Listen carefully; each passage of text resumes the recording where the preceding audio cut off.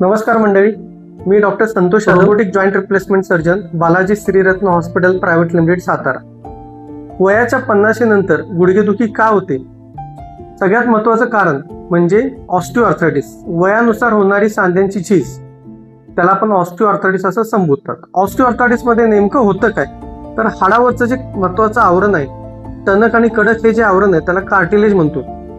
जोपर्यंत हे cartilage intact आहे तोपर्यंत आपला सांधा चांगला असतो, फार काय त्रास होत नाही. पण वयाची 50-60 नंतर घर्षणानं हे कार्टिलेजचं आवरण निघून जातं, गुडघ्याच्या दोन्ही साईडच्या शिरा टाईट होतात आणि रोजच्या दैनंदिन गोष्टी, जिना चढणे उतरणे, मांडी घालून बसणे, ह्या सगळ्या गोष्टी अवघड होऊन जातात आणि गुडघ्याचा सांधा आकडतो, सुजतो आणि गुडघ्याला प्रचंड वेदना होतात.